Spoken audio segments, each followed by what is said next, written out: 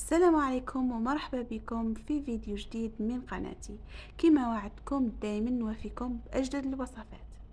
اليوم جبت لكم هذه الوصفة الرائعة والبنينة والسهلة والبسيطة واللي تحضريها في دقائق بحبيبة بطاطا وحبة بيض.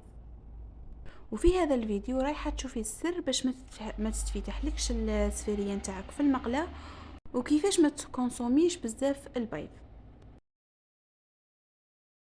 نحتاج في هذه الوصفة حبيبة نتاع بطاطا على حسب الأفراد العائلة نتاعك. نقشرهم بهذا الشكل ونقطعهم في الكسكاس باش نفورها. كاين بزاف اللي يغلوا البطاطا باش يديروا بها السفريه، انا ننصحكم تجربوا هذه الطريقه نتاعي، رايحه تجيكم السفريه نتاعكم بزاف بنينه وخفيفه. فرق كبير بين انك ديري هذه الطريقه وبين انك تغلي البطاطا نتاعك. كيما راكم تشوفوا قطعت البطاطا كاريات في الكسكاس. كي تقطعوها هكذا كاريات هي اللي رايحه تتشبع لكم بلوغون تاع لي زيبيس اللي راكم رايحين تزيدوهم لها. كل ما تديروا المرصو تاع بطاطا كبير كل ما تجيكم صامته. اول حاجه نزيدها على البطاطا نتاعي واللي رايحه تعطيكم كو بزاف بنين، واللي هي زوج سنينات نتاع ثوم تقطعوهم بهذا الشكل وديروهم مع البطاطا يطيبوا. احسن من انكم تديروهم نيين بعد ما تطيب البطاطا، هكذا راح يطلقوا لوغو نتاعهم بلا ما يكون الريحه نتاعهم قويه في السفيريه. زدت عليهم توابل الدجاج. هنا بالنسبه للتوابل اختياري، تقدروا نتوما ديروا اي جو يكون تفضلوه نتوما، توابل الشاورما ولا الدجاج، ولا اللي ما عندهاش قاعد دير فلفل كحل زنجبيل شويه نتاع كركم، ودير حبه نتاع جامبو رايحه تعطيكم بنه بزاف بزاف بنينه الجامبو. مي اذا درتو الجامبو رايحين تنقصوا الملح باسكو الجامبو مالح.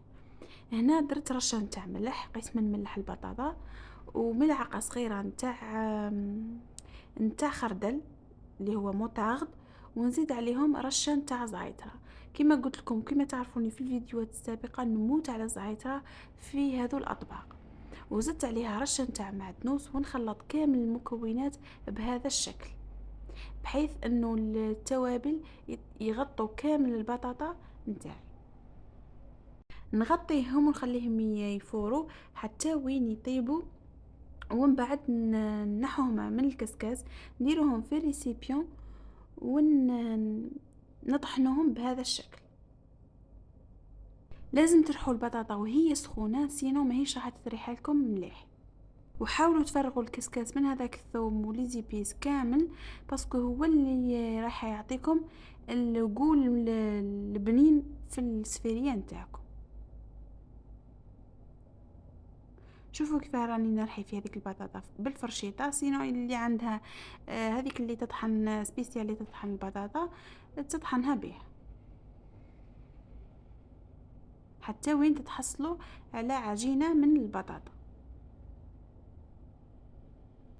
شوفوا معايا القوام اللي نتحصلوا عليه.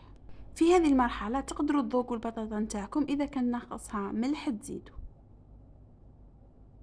ومن بعد نجيب حبيبات زيتون نقطعهم دوائر صغار، نزيدهم على السفيريه نتاعي راح يعطوني بنه تهبل في السفيريه.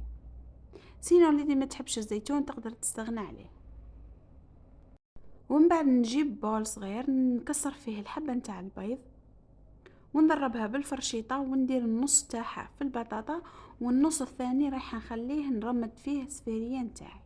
دوك تبعوا معايا لاخر الفيديو تشوفوا كيف هذه الحبه نتاع البيض تكفيني الكامل هذا الكونتيتي تاع السفيريه. بعد ما نضربها ويمتزجوا مليح صفار مع البياض، نفرغ نص الحبه نتاع البيض في البطاطا ونخلطهم. هذه الكميه نتاع البيض هي اللي ماهيش راح تخلي لي السفيريه تتحل في الزيت. ومن بعد نضيف عليه هذيك الكميه نتاع الزيتون المقطع وملعقه كبيره نتاع فرينه، ونخلط هذو المكونات كامل مليح. نعجنهم كما راكم تشوفوا بواسطه اليد. مام اذا لصقت في يدك ما تخافيش عادي، راح تقدري تستعملي الزيت باش تشكليها، ولا تخليها تبرد مليح مليح في الفريجيدير ولا كونجيلاتور باش ديري هذه الخطوه نتاع التشكيل هكذا باش ما تلصقلكش في يدك. هنا انا ما درتهاش في الفريجيدير، ما يشوفوا كيفاه راح تتشكل لي وما هيش تلصق في يدي.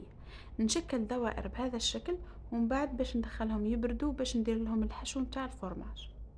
نتوما كيما تحبوا، يعني كيف كيف تقدروا تدخلوها وهي عجينه الفريجيدير تبرد باش تشكلوها، ولا تشكلوها دوائر وديروها تبرد باش تجيكم سهله كي تكونوا ديروا لها في الفرماج من الداخل.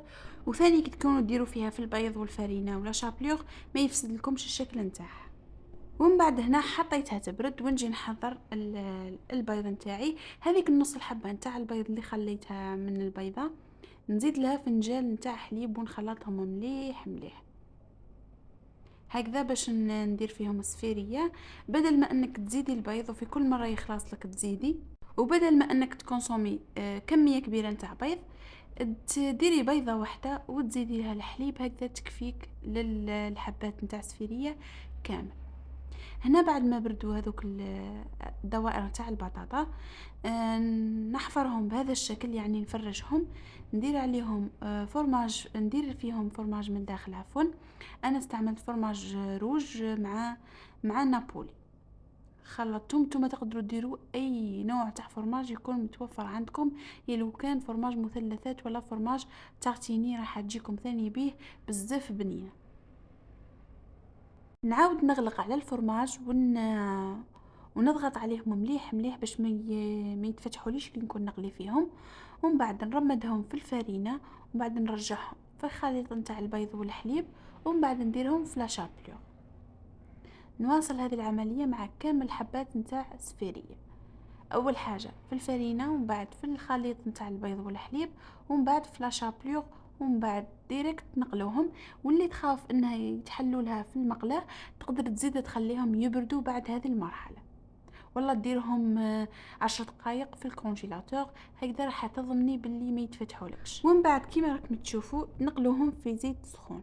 هنا كي تحطوا الحبه نتاع السفيريه نتاعكم في المقله ديريكت، يعني مجرد ما تاخذ القشره من تحت تقلبوها، ما تخلوهاش حتى تحمار من هذاك الجانب، سينو رايحه تحللكم كيما راكم تشوفوا انا تحلت لي باسكو خليتها حمارت من هذاك الجانب. نورمالمون تكونوا فهمتوني، مجرد ما تحطوا الحبه في الزيت تدي القشره من تحت عاودوا اقلبوها هكذا 100% ماهيش رايحه تتحللكم في المقله. كي تدي القشره من الجوانب للزوج هكذا خلوها تحمر وتاخذ اللون الذهبي اللي راكم تشوفوا فيه. هنا رايحه نقسم معكم حبه باش تشوفوا كيفاش جات من الداخل. جات مقرمشه من برا وطريه من الداخل وخفيفه، تاكلي 10 حبات وما تحسيش. رافقتها مع هذه لاصوص، درت مايونيز مع هريسه برك، جات بزاف بزاف بنينه. ننصحكم تجربوا هذه الوصفه وترجعوا لي الخبر، متاكده رايحه تعجبكم. وهنا نكون وصلنا لنهايه الفيديو. تهلاو لي في رواحكم، والى الملتقى في فيديو قادم ان شاء الله.